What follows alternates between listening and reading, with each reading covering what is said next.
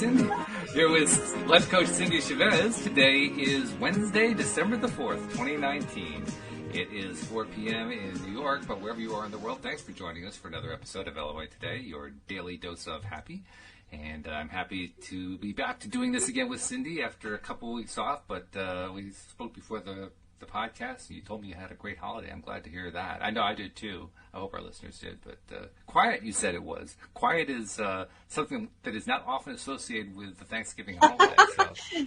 Right. Yeah, we did. We had a really quiet holiday this time. Just 4 of us. Usually it's a really big crowd, but this year everybody sort of went in different directions, and so we really didn't know what we were doing until almost the last minute, and we were just like, everybody is making all these different plans, so we're just going to have Thanksgiving here, and my oldest was with us, and his friend, and it was just so nice. It was just nice and quiet, and hopefully, Hanukkah, Christmas will maybe make some more noise and get more people involved. But it was nice to have a 4-day stretch of very peaceful, just quiet time. We didn't do anything, super significant, but just enjoyed each other's company and relaxed and took our little electric bicycle out and tooled around town. And nice. It was just nice. We had pretty weather. That was nice. Yeah. So. Yeah. Do you have snow? Did you have snow over Thanksgiving? We do. Yeah, we got, not over Thanksgiving, but over the last couple of days, we got 10 inches of snow. So, 10 inches? Really? Yeah. I don't know why I didn't know about this. We've got family that's, everybody's moving everywhere, and we have family that's moved to Colorado, and so I've been watching, that part of the country because they got like 6 inches of snow in one day, but, I wasn't watching your part of the country. Surprise. Wow.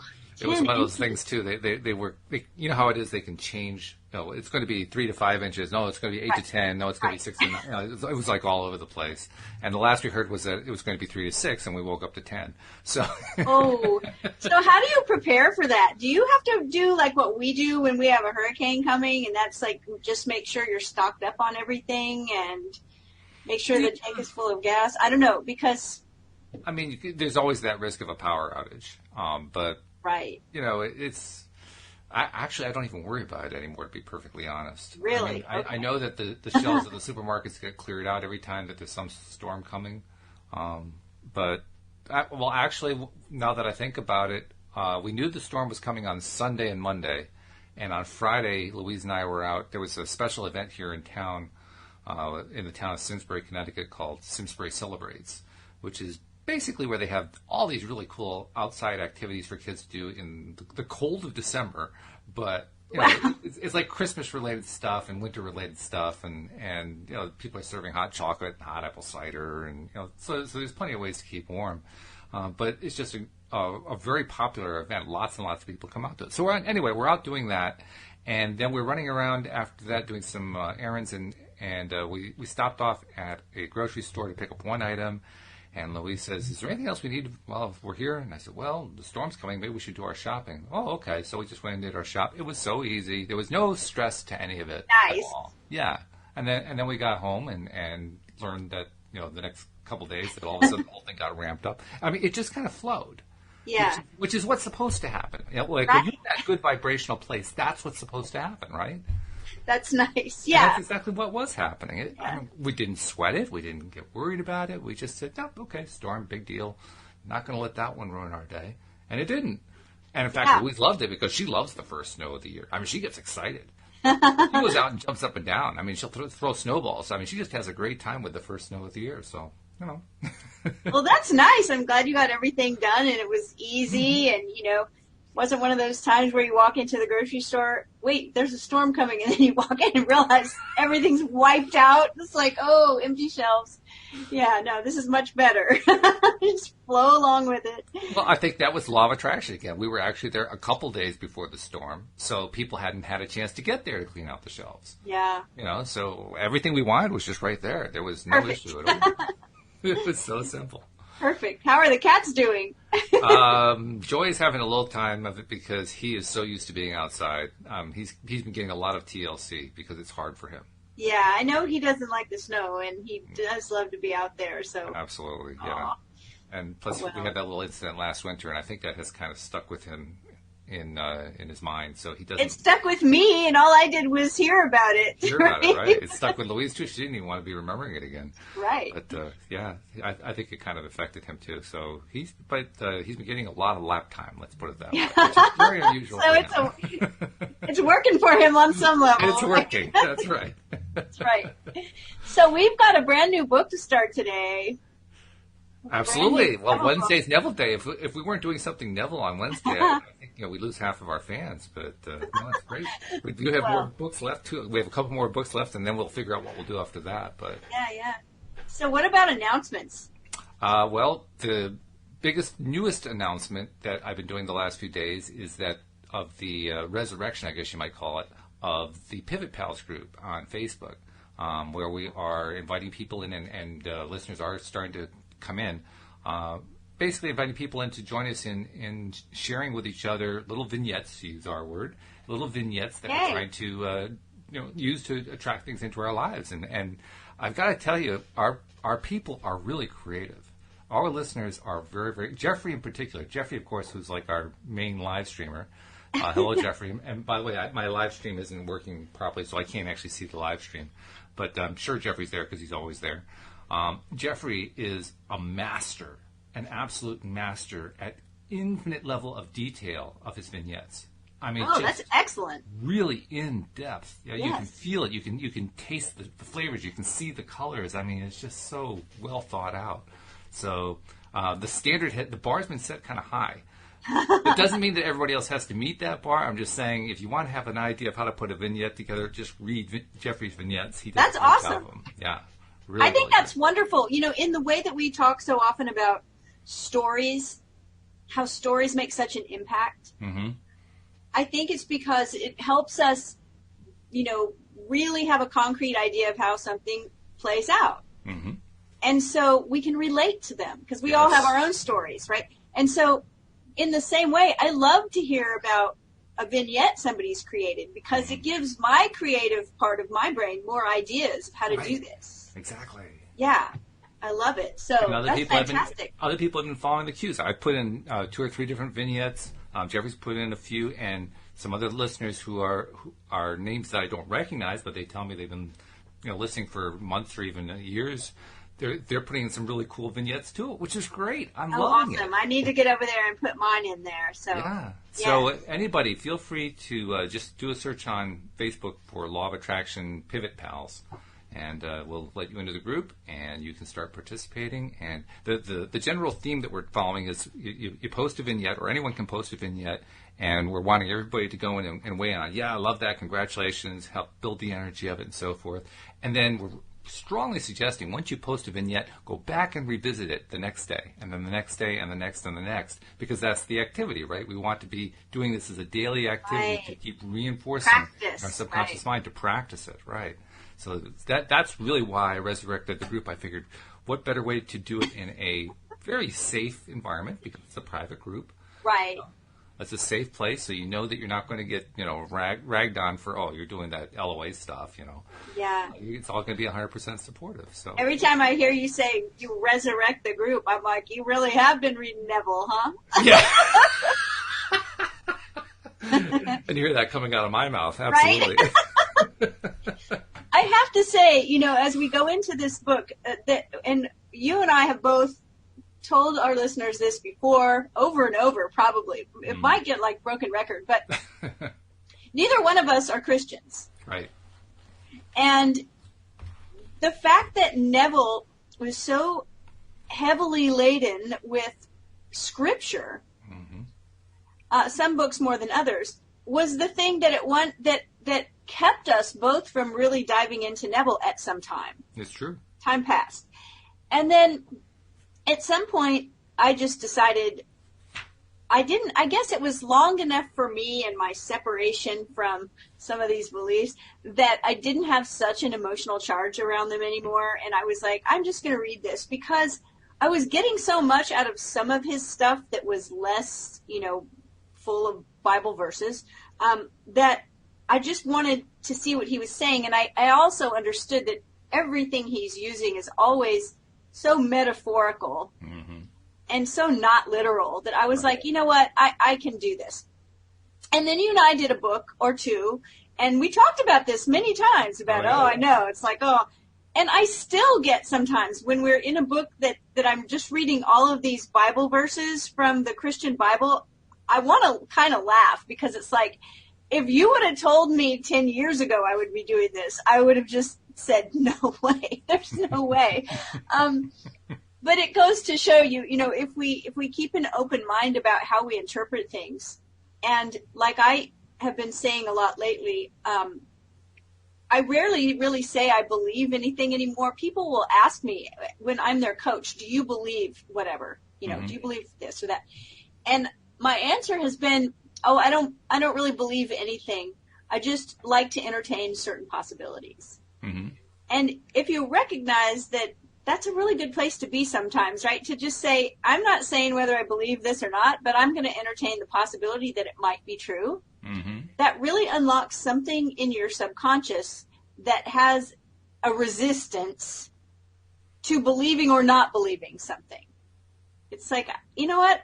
Let's just entertain the possibility that it may or may not be true. It could be true. Let's just pretend. Because that's really all we're doing when we're imagining something, right? It's interesting that you're saying that, because it's particularly using the word belief.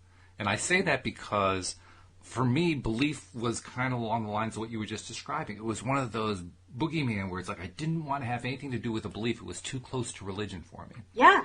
And then I started reading Abraham Hicks. And Abraham Hicks said, a belief is nothing more than a thought you think over and over again. And it gobsmacked me, like, oh my God, that's exactly what a belief is. And it completely changed the landscape for me. I thought of belief in entirely new ways just because of that one teaching.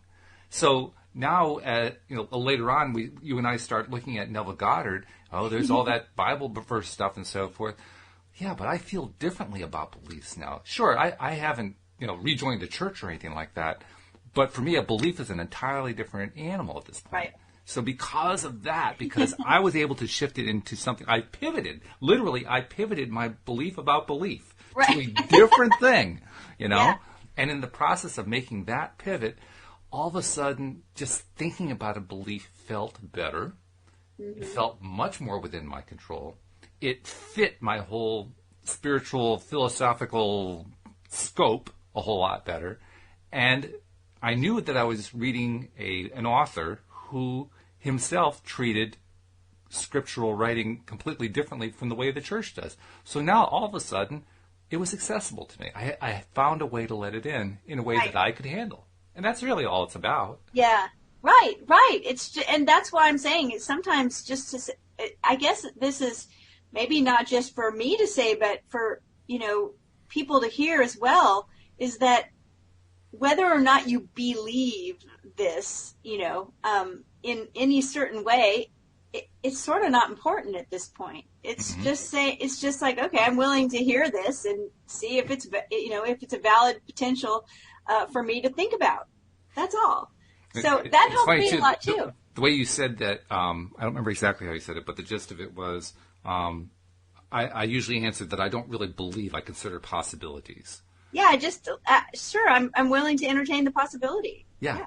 And the way you were using that word belief is exactly the way I always thought of a belief in the past. That it was the same feeling with me. I didn't want to be a believer because a believer had certain connotations with it. Well, and in personal growth circles, in law of attraction circles, in coaching circles, the word belief is often preceded by the modifier limiting. Yes, right. To make matters worse. Right? So, and I recognize that a lot of beliefs are limiting. So, I kind of just, it's not that important. I think it's... Well, even that I've developed a new viewpoint on. Because now I understand, well, actually, I think all beliefs are limiting. I do too. So we agree on that. And I think probably most of our listeners agree with that. I think we'll probably also agree that just because it's limiting doesn't mean it's bad. Well, I don't do good and bad. Well, I know, I know, that's the thing that's always hanging in the background. Like, oh, Right. geez, I don't want to be limited in my beliefs. Well, yeah, actually, we do. We actually prefer to be limited in a lot of our beliefs. Oh, yeah. You know, I mean, there are The better part of us wants to be limited. For instance, the belief that the Earth is round and that it is covered with cities and towns and nature and so forth is not a belief most of us want to give up. Right. We would actually feel very uncomfortable without that I'm belief. slightly shocked that there's a big group of people that have, but yeah, no.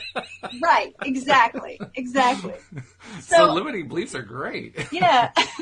It's just a question of whether it serves us, that's all. Yeah, that there's certain beliefs I'm not going to entertain. Right. Right. So as we dive into this one, and I said all of that to say, as Walt and I were going through the selection process, we kept choosing from the very beginning, choosing the books that were the least religious in nature. We're saying, oh, I think this one has like fewer scriptures. Okay. And then, of course, we got down to the bottom of the barrel where there's only 2 books left, and they are both just like loaded with Bible verses. So as we dive in, this is just a little things to ponder as we begin our process of. It also shows how much we have been able to come to understand Neville in his own terminology, in his own way of thinking about his own belief system, and to accept it because we can integrate with our thinking, with our way of understanding stuff.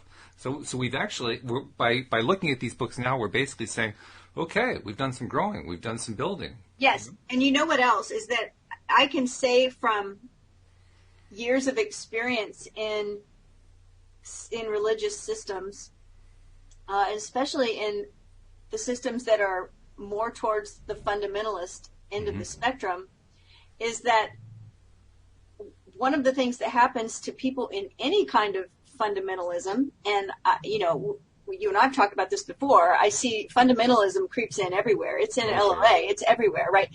What happens is that we suddenly start shutting out anything that we can't already decide it's going to line up with what we say we believe.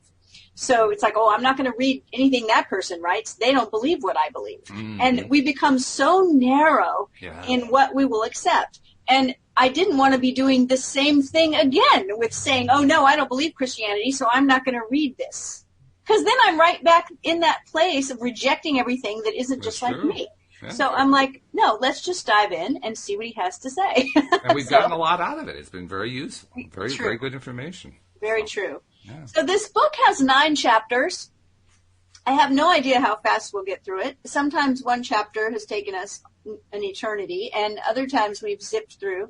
We should probably tell people what the name of the book is. The name of the book is Seedtime and Harvest. And it has a subtitle, A Mystical View of the Scriptures. Ah, I don't have that in my copy. I have that in the compendium that we both have. Yeah. Thank you for chiming in with that. Yeah, and apparently published 1956. So I really, lately we've noticed how much Neville quotes from Blake. Mm-hmm. A lot. Yes. And I particularly love this verse that he opens with in chapter 1. Chapter 1 title, The End of a Golden String. And he quotes from Blake, I give you the end of a golden string, only wind it into a ball. It will lead you in at heaven's gate, built in Jerusalem's wall. From Blake. Mm-hmm. I think it's a beautiful little piece of poetry. And he says in the following essays, I've tried to indicate certain ways of approach to the understanding of the Bible and the realization of your dreams. Then he quotes from Hebrews, that ye be not slothful, but followers of them who through faith and patience inherit the promises. He says, many who enjoy the old familiar verses of Scripture are discouraged when they themselves try to read the Bible as they would any other book, because, quite excusably, they do not understand that the Bible is written in the language of symbolism, not knowing that all of its characters are personifications of the laws and functions of mind, that the Bible is psychology rather than history. They puzzle their brains over it for a while and then give up. Or in my case, actually just, go in the bathroom and throw up. But no, that's another story. They puzzle their brains over it for a while and then throw up, according to me. It's all too mystifying. To understand the significance of its imagery, the reader of the Bible must be imaginatively awake. According to the scriptures, we sleep with Adam and wake with Christ. That is, we sleep collectively and wake individually. And when I read that sentence the first time, I thought, I loved it because of the idea, and we talk about this all the time, that sometimes people get upset in LOA circles when people are taking any kind of action because there's this lopsided idea that cropped up somewhere that, no action is necessary. Right. Yeah. And it's like, I frequently point out that there are over 7 billion people on the planet and that not all of them are conscious creators. And that's why I love this, we sleep with Adam and wake with Christ. That is, we sleep collectively and we wake individually. So everybody's on their own path, and you are far, far ahead than some other people who will eventually come into this, kind of knowledge or their own awakening of whatever it is. And it's a good thing for us to remember is that, everyone awakes individually. He quotes from Genesis, and the Lord God caused a deep sleep to fall upon Adam, and he slept. Neville says if Adam, or generic man, is in a deep sleep, then his experiences as recorded in the scriptures must be a dream. Only he who is awake can tell his dream, and only he would understand the symbolism of dreams can interpret the dream. Then he quotes from Luke, and they said one to another, did not our heart burn within us while he talked with us by the way, and while he opened to us the scriptures? The Bible is a revelation of the laws and functions of mind expressed in the language of that twilight realm into which we go when we sleep. Because the symbolical language of this twilight realm is much the same for all men, the recent explorers of this realm, human imagination, call it the collective unconscious. The purpose of this book, however, is not to give you a complete definition of biblical symbols or exhaustive interpretations of its stories. All I hope to have done is to have indicated the way in which you are most likely to succeed in realizing your desires. What things soever you desire can be obtained only through the conscious, voluntary exercise of imagination in direct obedience to the laws of mind. Somewhere within this realm of imagination, there is a mood, a feeling of the wish fulfilled, which, if appropriated, means success to you. This realm, this Eden, your imagination, is vaster than you know and repays exploration. I give you the end of a golden string. You must wind it into a ball. It's interesting how he ties that poem that he began with from Blake into something more tangible. I love it. Yeah. He's essentially saying that golden string is, okay, this is your opportunity. Go. What are you going to do? Yeah. It's completely up to you what you're going to do next. I mean, in the poem, it's only wind it into a ball, but winding it into a ball could represent literally anything that you have in mind doing. And, we kind of opened this up by talking about how you and I came to this, about how our own spiritual backgrounds influenced our willingness or early on unwillingness resistance, right? to look at Neville. If I had read this early on, I would have found this really, really confusing. Now that we've read a lot of Neville's stuff, this just kind of flowed. This made a whole lot of sense to me, especially when he says, many who enjoy the old familiar verses of Scripture are discouraged when they themselves try to read the Bible. I would have stopped right there back then, at the beginning of our exploration. Oh, yeah, right? Because you're like, and now you're going to explain it to me. Okay, no way. And I would have missed the part that he says they do not understand that the Bible is written in the language of symbolism. Instead, I would have interpreted that as, well, everybody has their own symbolic interpretation of the Bible, so okay, here we go with Neville. One more in here.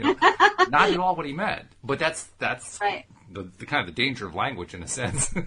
I also think it's interesting that he says, basically, I'm paraphrasing, but, I'm not here to give you a whole bunch of symbolic meanings. So, I'm just here so that you can understand that you can have whatever you desire.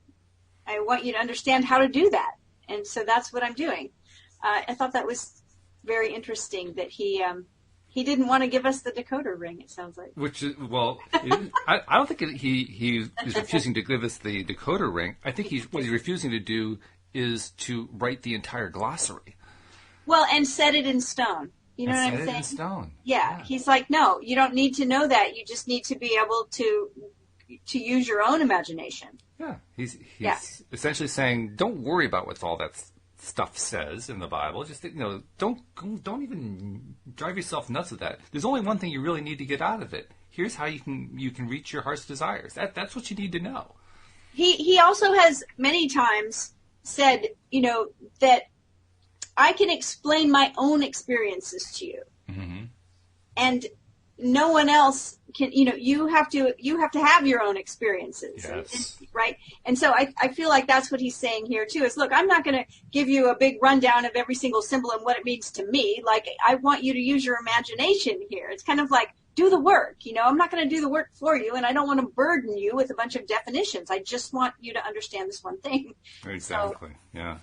Which he does very well, by the way, very consistently from book to book, from chapter to chapter. Yeah. You how in this particular chapter, which is only a couple pages, it's one of the short ones that he writes. He starts the process of drawing the symbolic representations, but he doesn't do it as much as I would have thought of in a first chapter. This is again one of the reasons we stayed away because we knew there was all this Bible verse stuff going on, right. And he doesn't just come out and just start saying, "Okay, here's what they all line up to." It's more like, no, I'm just kind of reference them, keep them in the background, but here's what we're really talking about.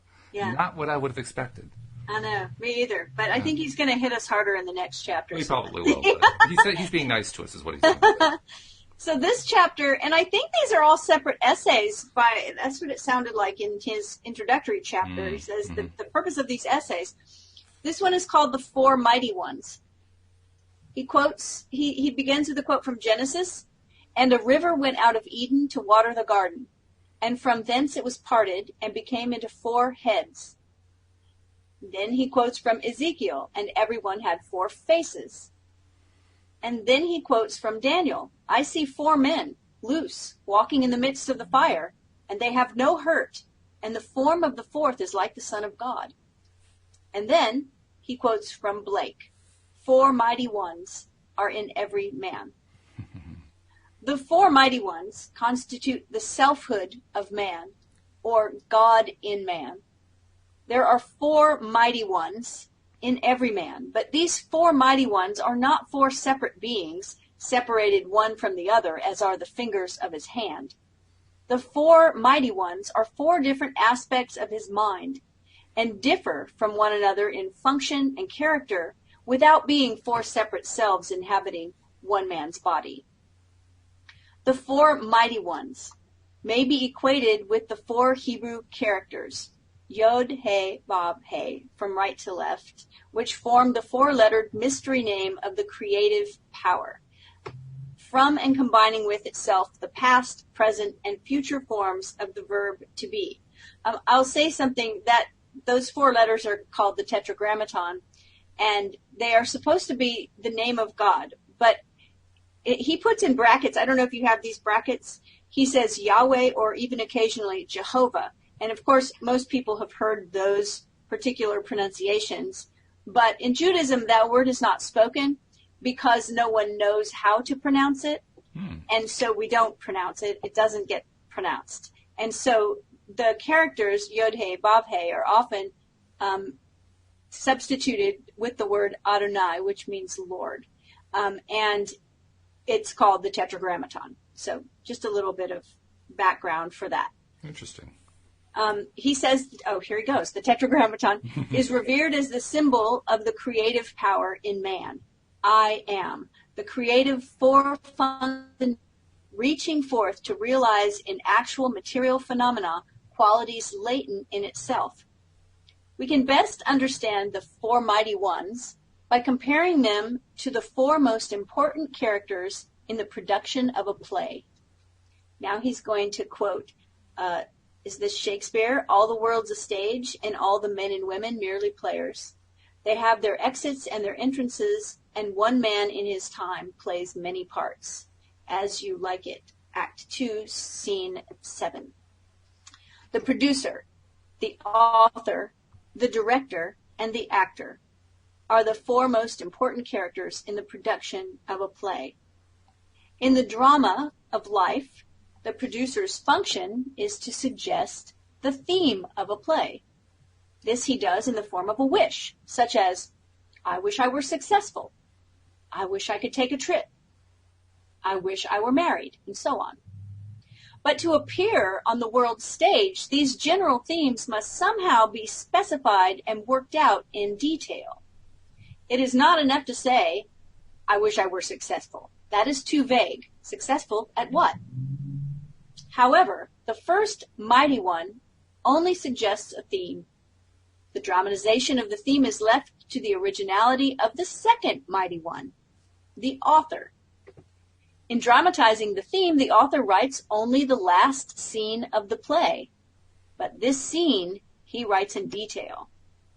The scene must dramatize the wish fulfilled. He mentally constructs as lifelike a scene as possible of what he would experience had he realized his wish. When the scene is clearly visualized, the author's work is done. The third mighty one in the production of life's play is the director. The director's tasks are to see that the actor remains faithful to the script and to rehearse him over and over again until he's a natural in the part.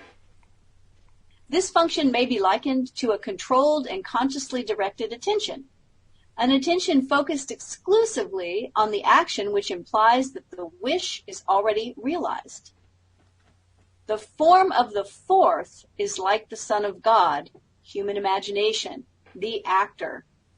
This fourth mighty one performs within himself, in imagination, the predetermined action which implies the fulfillment of the wish. This function does not visualize or observe the action. This function actually enacts the drama and does it over and over again until it takes on the tones of reality.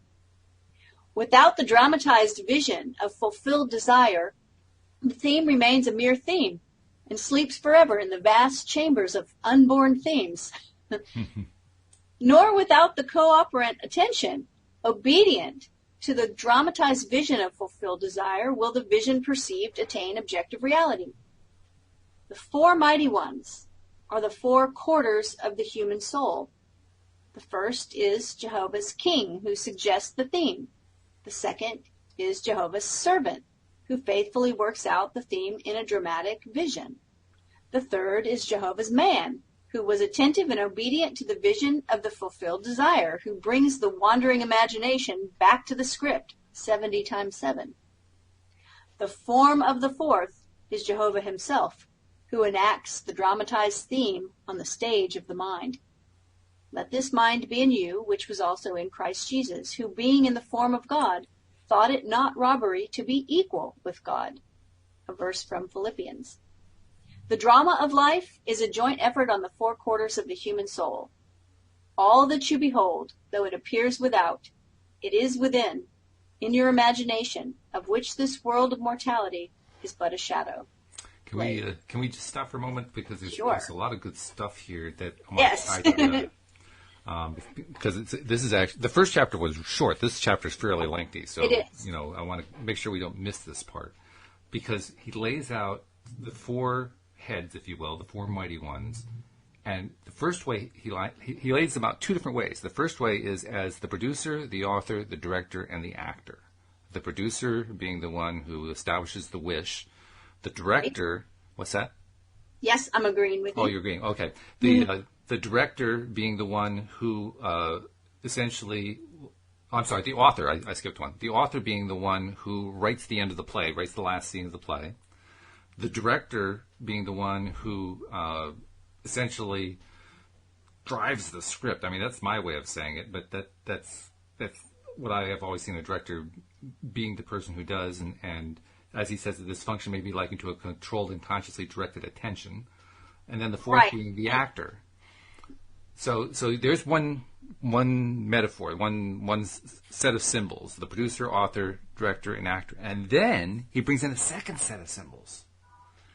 And I wanted to just take a moment to see if we can tie those symbols together, because the second set is where he says these four mighty ones are the four quarters of the human soul. The first is Jehovah's King, who suggests the theme. The second is Jehovah's Servant, who faithfully works out the theme in a dramatic vision. Third is Jehovah's Man, who was attentive and obedient to the vision of fulfilled desire. And the form of the fourth is Jehovah himself, who enacts the dramatized theme on the stage of the mind. So I'm feeling like this is decoder ring time. Well, this part right here that you skipped, but I was looking for it earlier when you were talking about the director, the author, and the actor, was this part where he says who he would be, I believe, would be the director in the other metaphor, but here says the servant or Jehovah's Man, who he says brings the wandering imagination back to the script. 70 times 7, yes. Yeah. So, and that really, hits me, because I recognize that is probably the most important part of practice, is just doing it. And that requires you to keep bringing your imagination, your wandering imagination, back over and over and over. Mm-hmm. It's true. So if we kind of tie the two sets of symbols together, the producer, which is the same as Jehovah's King, is the one who establishes the wish. Yes.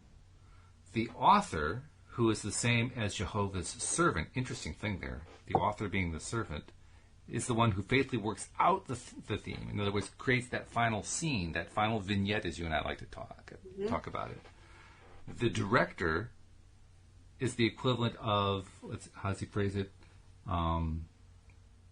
Jehovah's Man, I guess he calls it, who is attentive and obedient to the vision of fulfilled desire. That's the one who, as you said, who brings back the wandering imagination back to the script over and over and over again. That's the part of us that we talk about, 80% of the time on the show, about how my mind is constantly being drawn off all these other things that I really don't want to be focusing my attention on. Oh, right. Yeah. The director brings me back to, here's what you really want to be focusing your attention on if you really want to have your desire come into fruition. Oh, yeah, okay. Well, that Jehovah's Man, that's the man's role, by the way, is the role of the director. So man is the director. I want to make sure we really establish that. Man, in these two sets of things, when you tie it all together, man is the director. And then the final roles from the two different combinations is the actor being the person who performs it, who plays it out. And in the second set of symbols, it is Jehovah himself. So the actor is God. And I want to point out that we haven't read this here. It's just my brain working here. But that the producer and the king are that first part that he says, a part of the soul. I would liken it to desire. Yes. Because that's the wish. Right? That is. Producer comes up with the wish. I wish I were successful. I wish I were married. I wish I would go on a trip. What are the examples that he gave? And so I think it's interesting to say that desire is king. Mm-hmm. Yep, I think it's very interesting. And I think you're right. You've drawn that parallel exactly. The one that really stuck out to me the most was the last combination where the actor is Jehovah himself.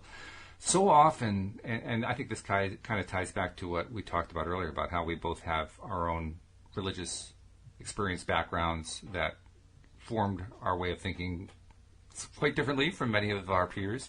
But in the course of that development, we ended up with an entirely different viewpoint from what many people have, where many people have the viewpoint of God as being external. That's what I'm trying to get to. Yes. That God is outside of ourselves, that God is somebody that you worship and so forth.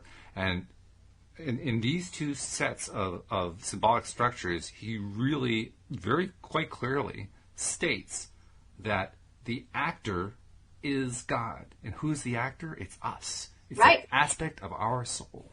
And somewhere in today's reading, he did mention about you're not out picturing it. You're not watching yourself do it. You are doing it. And we've talked about this so many times in the vignettes that it's not like you're watching a movie where you see yourself over there doing the thing. Yes. You don't watch yourself go up the ladder. You feel the rungs under your feet. You feel your hands on the side of the ladder. It's you going up the ladder. You're in your body in this imagination. And so he said, so you're the actor. You're not watching someone else, and you're not looking at yourself over there. You're the actor. He says that actor is God. And for me, pretty plain. I'll definitely speak for me on this one because I don't want to put words in your mouth or anyone else's mouth. But for me, that places a huge amount of responsibility in my court, because if I'm the actor and if actor is God, that means I am responsible as God. I mean, I am responsible for everything that I'm creating every moment of my life and of my previous and future lifetimes. I mean, I am constantly in creation mode. I am responsible for all of it. And I don't mean that in a blameworthy way. I just mean it as it's me. And it's such a huge concept. It's such a magnificently huge concept. It's so huge. I'm not even sure I've completely wrapped my brain around it, to be perfectly honest. Yeah, no, I get it. But wow, the power that is in that combination, when I understand it that way, I mean, no wonder we get a little bit afraid to try things that sometimes like, oh my God, I have all this God power in me. Right? Yeah. What am I going to do this time to trip myself up because I applied all this power in a way I didn't really intend to? I think that's what the kind of the feeling is for me in the back of my mind. So what he's laid out here it really resonates with me for one thing. And it also reminds me, I really want to learn everything I can about how to master my own control over my own power, because I want to maximize the value that I get out of it. Yeah. Well, I think that's what he wants to teach us. Yeah, I think so. So I just want to make sure we didn't skip that. This was a really important part in my view. Yeah, no, I agree with you. I'm glad that you chimed in.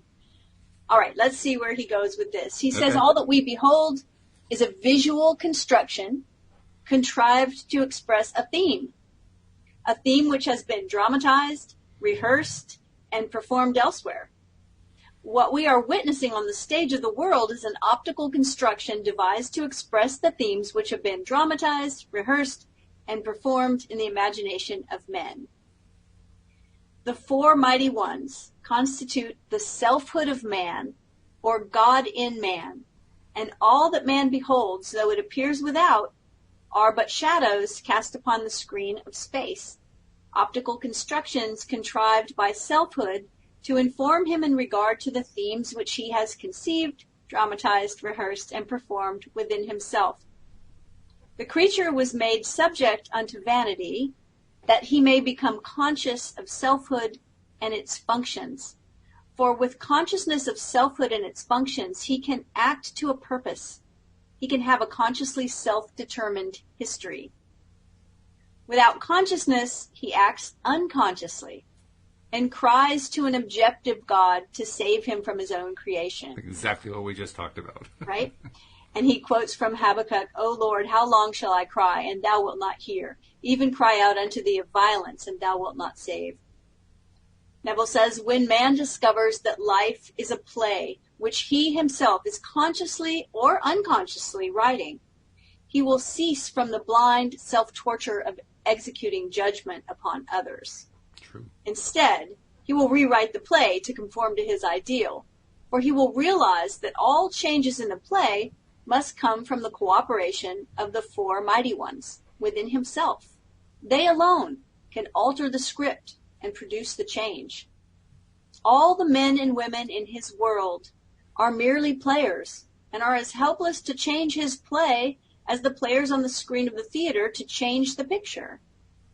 The desired change must be conceived, dramatized, rehearsed, and performed in the theater of his mind. When the fourth function, the imagination, has completed its task of rehearsing the revised version of the play until it is natural, then the curtain will rise upon this so seemingly solid world, and the mighty four will cast a shadow of the real play upon the screen of space.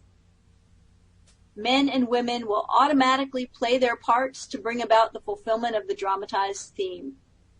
The players, by reason of their various parts in the world's drama, become relevant to the individual's dramatized theme, and because relevant, are drawn into his drama.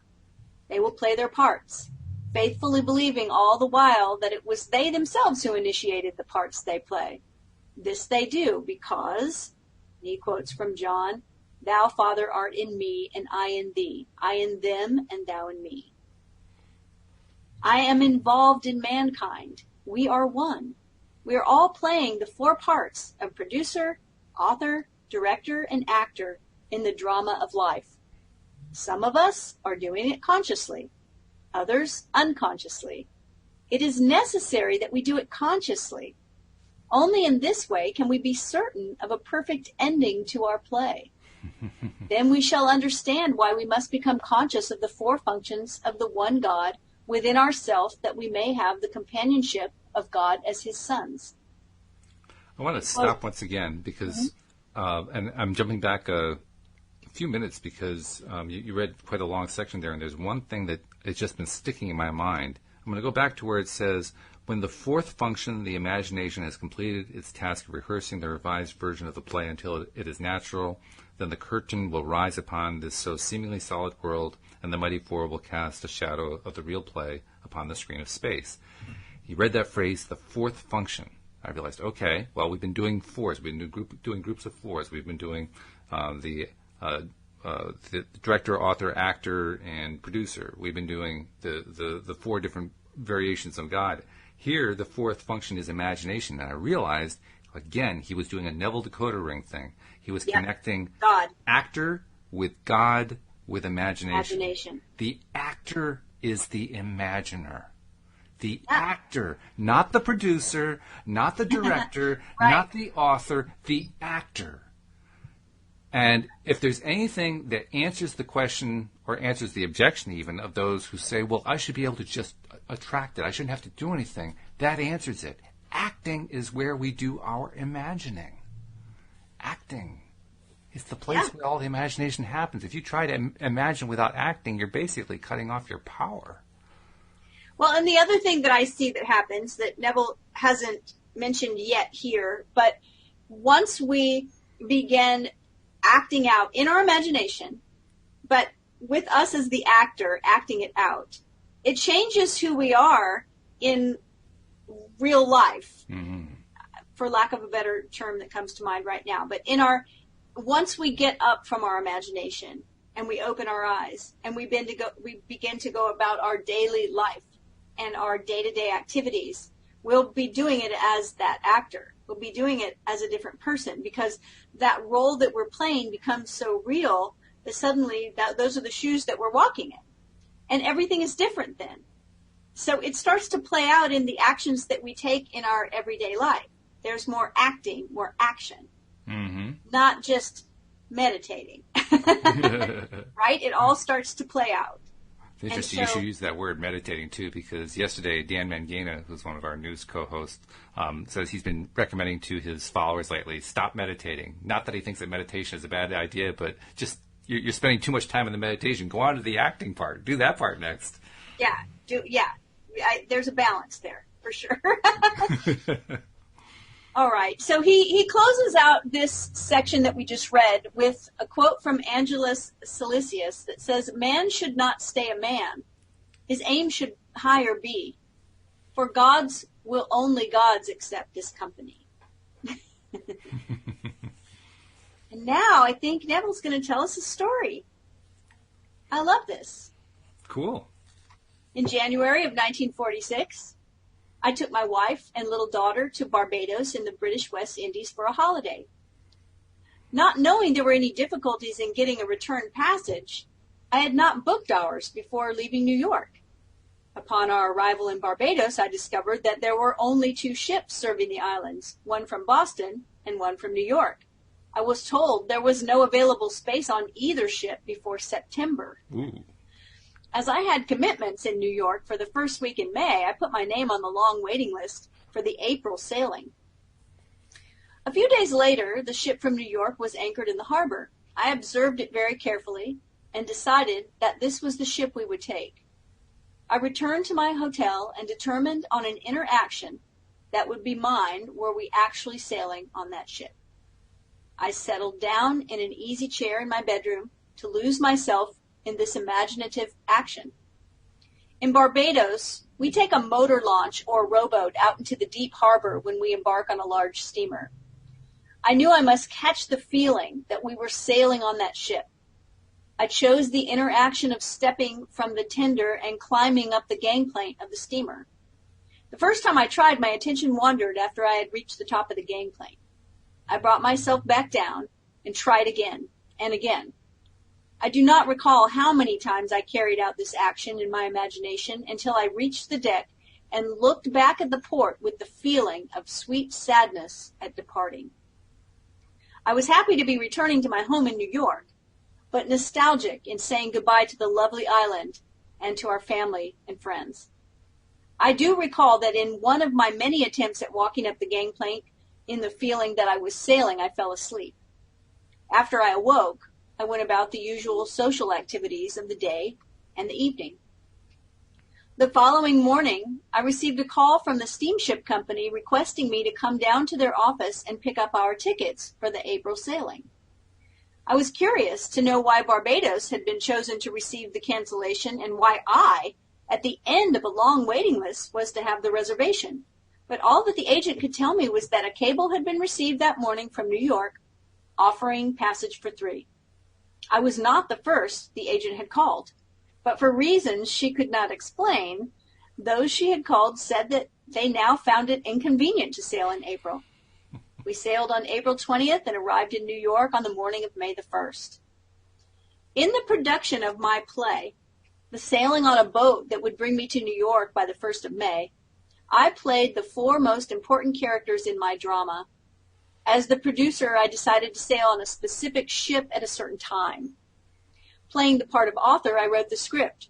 I visualized the interaction which conformed to the outer action I would take if my desire were realized. As the director, I rehearsed myself, the actor, in that imagined action of climbing the gangplank until that action felt completely natural.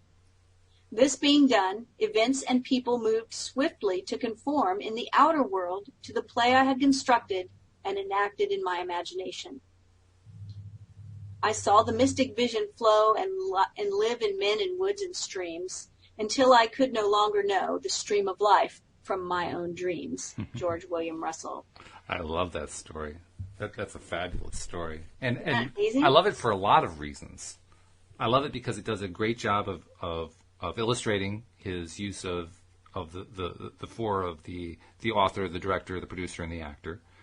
But I also love it because he shows his humanity in it. I mean, he describes how he, first time he tried in his imagination to climb the gangplank, he couldn't get to the top. He brought himself back down and tried again and again. Right. He couldn't remember how many times he tried to do it. And then one of the times he fell asleep. Right? Then he fell asleep. We've all done that. Well, how nice to know Neville went through the same thing. Right, exactly. I mean, so many of these stories, so often stories are about how I did it so perfectly, right? I did everything perfectly, and look at the perfect result I got. And the rest of us feel like, oh my God, what a standard. Well, I also love that he told this story, and he mentions that he was like the last person on a long waiting list. Yes. And, some of us would automatically be like, well, they're not going to call me. I saw how far down I am. Mm-hmm. There's 20 people ahead of me or 100 people or whatever. But he just did this anyway. Yeah. And interesting that they called other people before him. They and did. Everyone else had already, found a way or changed their plans. Yep. Very interesting. So basically wiped out all the preconception, all that preconception that could have been built up in his mind, which he didn't build up apparently. Didn't, yeah. But it could have built up in his mind. All that preconception, as it turned out, was for naught because that's not actually how it was going to play out. So I love how this chapter ends because he says, I told this story to an audience of mine in San Francisco, and a lady in the audience told me how she had unconsciously used the same technique when she was a young girl. Can hardly wait. And you and I have had these discussions where we're like, I think I did this without knowing what I was doing. Right? Yeah. He says the incident occurred on Christmas Eve. She was feeling very sad and tired and sorry for herself. Her father, whom she adored, had died suddenly. Not only did she feel this loss at the Christmas season, but necessity had forced her to give up her planned college years and go to work. This rainy Christmas Eve, she was riding home on a San Diego streetcar. The car was filled with gay chatter of happy young people home for the holidays. To hide her tears from those round about her, she stood on the open part of the front of the car and turned her face into the skies to mingle her tears with the rain. With her eyes closed and holding the rail of the car firmly, this is what she said to herself. This is not the salt of the tears that I taste, but the salt of the sea in the wind. This is not San Diego, this is the South Pacific, and I am sailing into the Bay of Samoa. And looking up in her imagination, she constructed what she imagined to be the Southern Cross. She lost herself in this contemplation so that all faded round about her. Suddenly, she was at the end of the line and home. 2 weeks later, she received word from a lawyer in Chicago that he was holding $3,000 in American bonds for her. Several years before, an aunt of hers had gone to Europe with instructions that these bonds be turned over to her niece if she did not return to the United States. The lawyer had just received word of the aunt's death and now was carrying out her instructions. Wow. A month later, this girl sailed for the islands in the South Pacific. It was night when she entered the Bay of Samoa. Looking down, she could see the white foam like a bone in the lady's mouth as the ship plowed through the waves and brought the salt of the sea in the wind. An officer on duty said to her, "There's the Southern Cross." And looking up, she saw the Southern Cross as she had imagined it. In the intervening years, she had many opportunities to use her imagination constructively, but as she had done this unconsciously, she did not realize there was a law behind it all. Now that she understands, she too is consciously playing her 4 major roles in the daily drama of her life, producing plays for the good of others as well as herself. And he closes with a quote from John. Then the soldiers, when they had crucified Jesus, took his garments and made 4 parts, to every soldier a part, and also his coat. Now the coat was without seam woven from the top throughout. Very cool story. And you're right. We've all talked about and told situations where we unconsciously applied the law of attraction in our own lives and didn't know that we were doing it, and learned later, like, oh, yeah. So I guess that must have been what that was back then when I was doing this thing that I didn't realize was actually connecting into a law. Which, I mean, it makes sense. As we learn what a new law is, like a law of physics or whatever, we say, well, yeah, I've been doing that all my life. I may not have known what the law was, but sure. Good point. Yeah. You know? And I also love that the author in this quartet writes the end scene. Mm-hmm. Because what we do when we write the end scene is we just jump over all the hows. Yes. It doesn't matter. Good and thing too. We don't let all those hows trip us up. I mean, if Neville had allowed the author to write everything up until and including the part where he walked up the gangplank, he never would have walked up the gangplank because he would have been stopped by the fact that he was last on the list. Right, exactly. And that's the thing, is that these vignettes should be short and sweet so that we don't fall asleep halfway up the gangplank. Exactly, so that our mind doesn't go over to somewhere else. And it still will, but it's much easier to get in the rhythm of rehearsing it over and over when it's short. And it should be the end. It should be the outcome you want, or the result, right? The end result. Love it. This was really good. I'm really glad we chose this book. I'm glad we did the first too. 2 chapters. Yeah, good way to get started on this and have another Neville book to talk about for a few weeks here. Before we go, I want to remind people, not only do we talk about the Facebook group Pivot Pals, but we also want to encourage those who are not yet subscribers to become subscribers. Very easy to do. Just go to loatoday.net, and at the top of the page it will instruct you on how to do it in just a few clicks. And also, Cindy, tell people how anyone who might be interested in reaching out for a little personal attention can reach Cindy Chavez, the life coach, because she's an excellent life coach. I know her personally.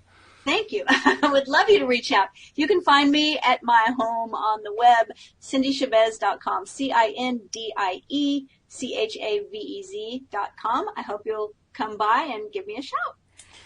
And I hope that you're going to be coming back next week because we got a good book going here, kiddo. This is good. I'm enjoying this.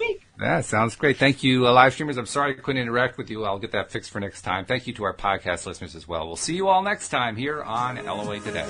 Goodbye, everybody. Bye, everyone.